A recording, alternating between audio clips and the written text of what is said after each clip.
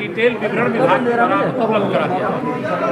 मैं इस अवसर पर इस सौगात के लिए सभी लोगों को बधाई देता हूँ। हमारे वर्तमान के नवाबगंज के लोकप्रिय विधायक स्वर्गीय केसर सिंह गंगवार जी थे, उनका दुखद निधन हो गया।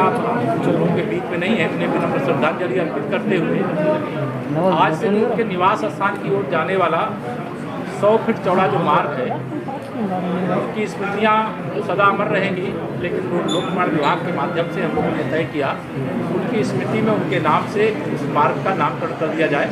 आज से वह केसर सिंह गंगवार मार्ग के नाम से रोड को जाना जाएगा और सदा सदा के लिए स्थापित। हमारी सरकार का प्रयास है कि हम विकास की जो योजनाएं गाँव, गरीब, किसान तक भी पहुँचाएँ, नगर क्षेत्र के मुख्य मार्गों तक ही नहीं, मोहल्ले मोहल्ले तक पहुँचाएँ। और आज मुझे यह कहने में कोई संकोच नहीं है कि सपा बसपा फिर सपा 15 साल की सरकार ने जितना काम विकास का नहीं किया है, उससे अधिक काम उत्तर प्रदेश में हम लोगों ने 4 साल में करके जनता को देने का काम किया है।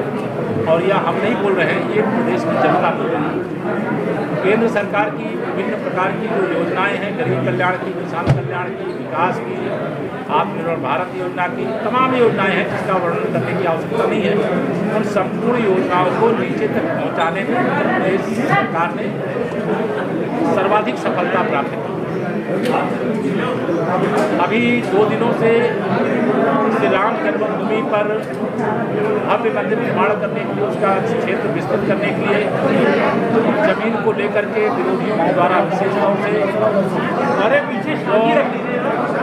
श्री राम जन्मभूमि पर मंदिर निर्माण करने के लिए कार सेवा किए गए हुए निहत्थे राम भक्तों पर गोली चलवाई उस पार्टी के अध्यक्ष के द्वारा।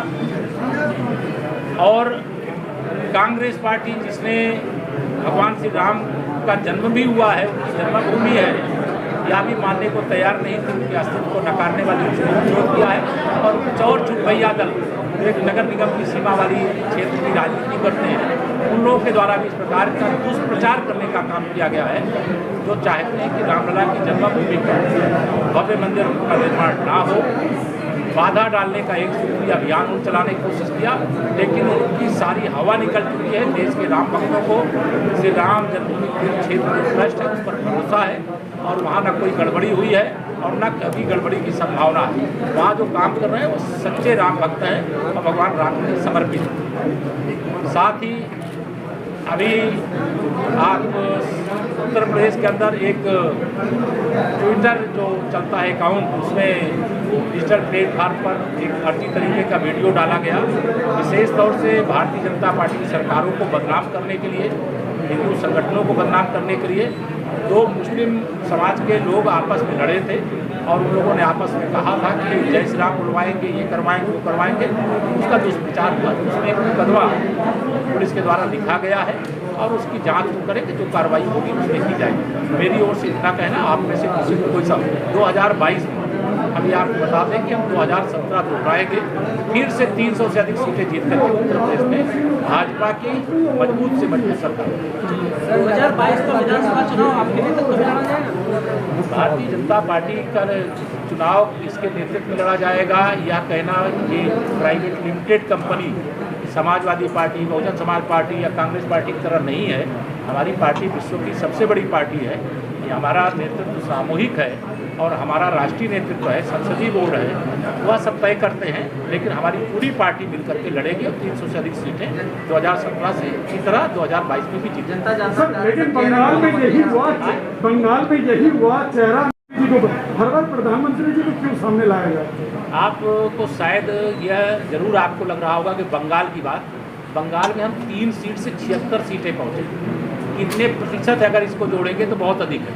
यह जरूर है कि देश की अपेक्षा ये थी कि हम 200 सीटें जीतें, वहाँ सरकार बने और वहाँ की जो गुंडागर्दी करने वाली, अत्याचार करने वाली सरकार जाए। लेकिन जनता का जो आदेश है उसको स्वीकार किए, 76 सीटें जीत करके भारतीय जनता पार्टी देश के इतिहास की ऐतिहासिक विजय जिसको कहते हैं बंगाल के अंदर भी था। तो सर हार या जीत जो होगी वो प्रधानमंत्री की ही मानी जाएगी। हाँ, यूपी में भी चुनाव में हार या जीत जो भी होगी भविष्य में, ये कौन कह रहा है?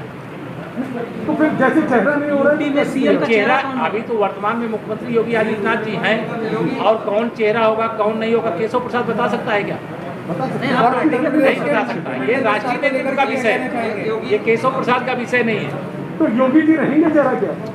अभी तो वो मुख्यमंत्री हैं ही, कौन कह रहा है उनको लेकर सवाल क्यों खड़ा कर रहे हैं? ये लगातार बदलने की बात आ रही है कि परिवर्तन होने जा रहा है, ये परिवर्तन आपको सूचना आई होगी, मुझे सूचना नहीं है। लेकिन जिस तरह से सोशल मीडिया और मीडिया में चल रहा था, अभी तक शायद आप भी देख ही रहे होंगे, जो हमने देखा था, तो उसको लेके सवाल है जो हमारी सोशल मीडिया और मीडिया में जो चल रहा है उसका सवाल जो होगा उसका जवाब देना जिसके लिए जिम्मेदारी होती वो देता है।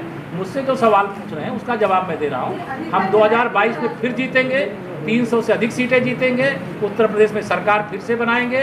जो मुंगेरी लाल के हसीन सपने देख रहे हैं उनके सपने चकनाचूर हो जाएंगे। पिछली बार तो आप है कि याददाश्त आपकी थोड़ी कमजोर है। नहीं, पिछली बार आप नहीं कोई चेहरा नहीं था, सामूहिक नेतृत्व था। ये आप कह रहे हैं, अगर याददाश्त आप पलट के पन्ने देखेंगे ध्यान में आएगा। लोक निर्माण विभाग में 200 पद उत्तर प्रदेश में खाली पड़े हैं और अभी तक उनको भरा नहीं गया। जबकि बरेली में भी, बरेली के अंदर एक एक्शन 3 डिवीजन देख रहा है और उसके अलावा एईओ की आज तक डीपीसी नहीं हुई है, 3 साल हो गए। डीपीसी की प्रक्रिया चल रही है, कोर्ट में मामला था वो नहीं हुई थी, लेकिन सारी यह जो समस्याएं थी उसका समाधान 15 जुलाई से पहले है? उत्तर प्रदेश को बांटा जा रहा है 3 टुकड़ों में? सर क्या ये आपको मालूम है, मुझे मालूम नहीं है। आप लोग काल्पनिक सवाल क्यों करते हो? नहीं, पुष्टि के लिए करते हैं नहीं, ना। मुझे ऐसा कुछ नहीं मालूम है, ना सरकार की कोई ऐसी योजना है, तो आप काल्पनिक सवाल करते हैं। मुख्यमंत्रियों को चारों स्टेट के बुला के 2 घंटे मीटिंग हो रही है वहाँ। तो क्यों ये पहली बार मीटिंग हो रही है? देश के हर राज्य के मुख्यमंत्री जहाँ भाजपा की सरकार होती है वहाँ प्रधानमंत्री जी से भी मिलते हैं, गृह मंत्री जी से भी मिलते हैं, राष्ट्रीय अध्यक्ष जी से भी मिलते हैं। और जहाँ हमारी सरकार नहीं है, दूसरे दल की सरकार है, उनको सरकारी दृष्टि से प्रधानमंत्री जी या गृह मंत्री जी या किसी से मिल सकते हैं। तो 2022 के विधानसभा चुनाव में योगी जी चेहरा होंगे पार्टी के। जो मेरा अधिकार नहीं, क्यों आप मेरे मुंह में शब्द डाल करके दिलवाना चाहते हैं? अच्छा सर, भावनाएं समझ गए। अच्छा ये बताइए कि आपने जैसे कहा कि सारे विधायक बहुत अच्छा काम कर रहे हैं, तो क्या किसी का टिकट नहीं बदलाव होगा या नहीं होगा? ये संसदीय बोर्ड तय करता है, आप मेरे मुंह में शब्द डाल रहे हो। टिकट किसको क्या डालना है? जो संसदीय बोर्ड का विषय है आप मुझसे बात। सोचिए हमारी अपेक्षाएं आपसे कितनी बड़ी है। नहीं, आपको धन्यवाद इस बात के लिए, लेकिन वो शब्द मेरे मुंह में डाल करके नहीं निकलवा सकते आप, जो मेरे ही द्वारा नहीं कहा जा सकता। मंत्री जी, जमीन का जो प्रकरण निकला है अयोध्या का, सुनी रहे हैं, ये तो आप नहीं कह सकते। ये फर्जी सब रामद्रोहियों की साजिश है।